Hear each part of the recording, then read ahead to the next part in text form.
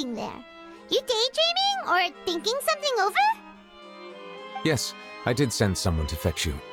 But as for what I'd like to discuss next, well, I still have some reservations.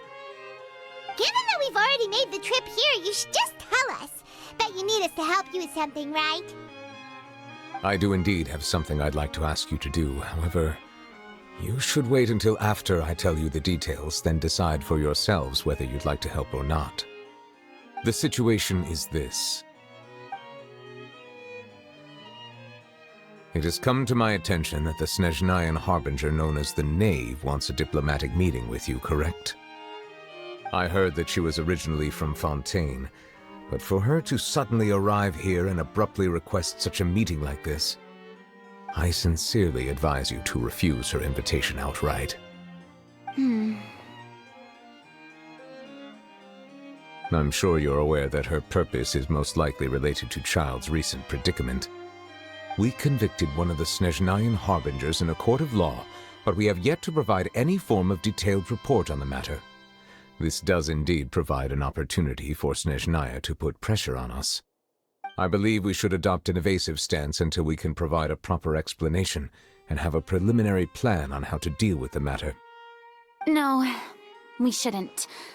I think we should agree to the meeting. Oh? Well, you see, we are the ones that owe an explanation. If we keep putting off the meeting, it could easily result in the problem escalating, right? It's like a fight between two friends. If they don't agree to see each other and talk in person, isn't it possible that the friendship could end entirely? Though diplomatic relations between Fontaine and Snezhnaya could be considered as friendly, it is only superficially so. You wouldn't go so far as to say that our nations are friends, as you did in your example. It was just an analogy. An analogy, okay? Moreover, even if we were to talk in person, if we don't have sufficient information prepared, it is quite possible the result wouldn't be restored relations, but a complete falling out. I don't think we should overthink those possibilities yet. Ahem. Even if the logic of the divine is not immediately apparent, its wisdom will only be revealed with time. Besides, you'll be at the meeting. If any problems do pop up, you'll have no problem navigating them. I must clarify that interacting and communicating with people outside of court is not my cup of tea. It seems you think too much of me. But more importantly, when did I agree to join the meeting with you? You mean you won't come? No, that won't do. I can't go to the meeting alone. You have to accompany me. I must take you with me. Lady Farina, could there be something else regarding this matter that is being kept from me? No, not at all. Look, I am the Hydro-Archon of Fontaine, Focalor, the god of justice who is loved and adored by many. So I only hope that justice will be served in this matter. Don't overthink it. I'll go find someone to arrange the meeting.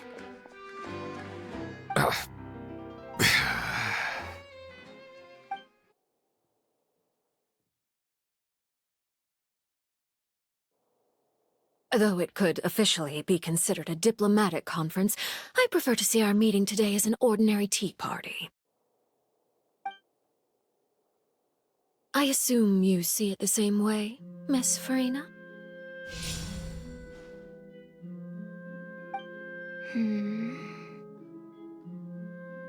Lady Farina? Yes, that's right. Just like you said, a tea party.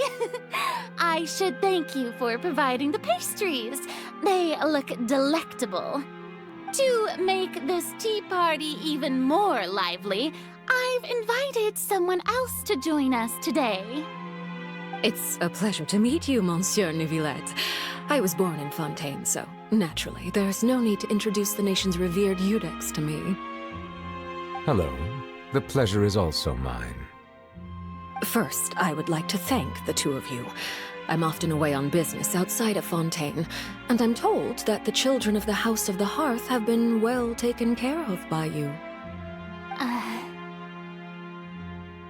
Oh, I'm not referring to when my children, Linny and Lynette, were falsely accused by you.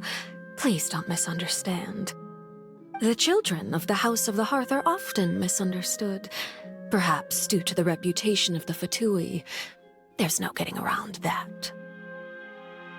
All I meant to say is that Fontaine has been stable in recent years. The people are well off and the children lead happy, fulfilled lives. That is something truly worth cherishing, and no one wishes to disrupt such peace. Now then, you have come regarding the matter of child, correct? Well, yes. It appears the ever-busy Udex Neuvillette doesn't wish to waste time with diplomatic pleasantries, and hopes that we can get straight to the point of our talk. Yes, as you surmised, understanding child's situation is indeed one of the goals of this trip. As we are both diplomats from Snezhnaya, as well as Fatui harbingers, Child and I have always been colleagues. Were anything to happen in Fontaine, each of us would serve as the other's attorney to resolve the issue. So now, in my capacity as his attorney, I request that Child be turned over to Snezhnaya. We have a responsibility to cooperate with Fontaine and resolve what has happened to him together. The rules governing attorneys only apply before a trial has concluded. Since a verdict has already been rendered, we see the case as settled. I apologize for being unable to grant your request. An outright refusal. Very well. I respect all the rules of Fontaine's courts, just as I respect you as Chief Justice. Okay, why don't we back up a step? You don't need to transfer Child to us. I only request to enter the fortress of Meripede to see Child and confirm his condition. It's not like you couldn't even manage to fulfill a simple request like that. Right, Miss Farina? About that. The fortress of Meripede has always been completely autonomous. Even we have no authority to interfere there, and diplomatic issues do not suffice as an excuse. However, if you absolutely must confirm the situation of the Harbinger, I have a proposal.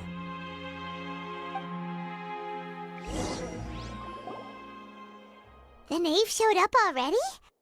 Well, Linny did say that Father will be returning soon. We didn't even know that Linny was from the House of the Hearth at the time, so we kinda overlooked that information.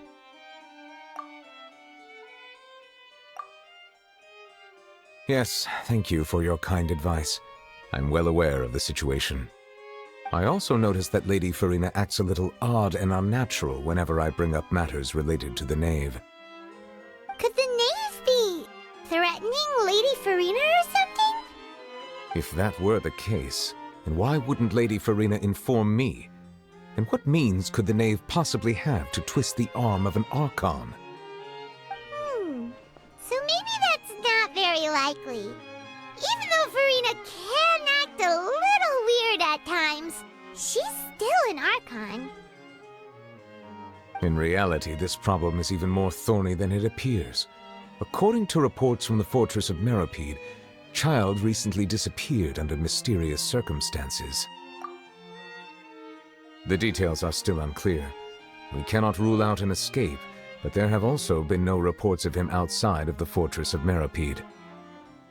Special guards oversee the fortress, and its internal systems are extensive. Combined with the special characteristics of the surrounding terrain, an escape should not be possible. I suspect that there's something else behind Child's disappearance. I was only willing to share this information with you because you are friends of Child, and it is my duty to see justice done. So this is what you wanted to see us about before. Yes. I would like you to go to the fortress of Meripede and investigate Child's disappearance. This was my proposal during our meeting with the knave. Rather than allowing her to intervene, I offered to send someone to find out about Child's situation and report back to her in detail.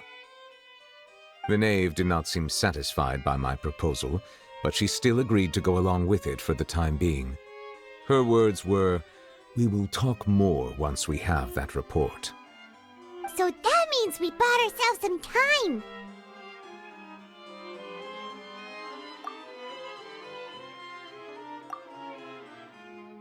Firstly, you're already acquainted with Child. Your eyes may discern relevant details there that others would miss. And secondly, is the consideration of the unique nature of the Fortress of Meripede. Isn't it just Fontaine's prison? I would not define it so crudely. The Fortress of Meripede is not affiliated with the court system of Fontaine on paper. It has always existed as an autonomous entity. Early in Fontaine's history, criminals were punished with exile, not imprisonment. Even today, sentences against convicted criminals still include exile, just as before. The Fortress of Meripede may seem like a prison, but it should in fact be regarded as a gathering place for exiles. All we do is dispatch guards to keep watch and help maintain security, but we have no right to get involved with any other matters.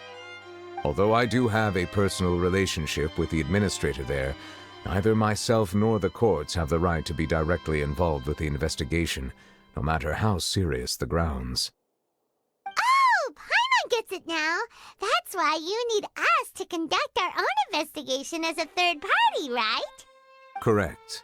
I will arrange false charges against you so that you may secretly investigate inside the fortress during your detention.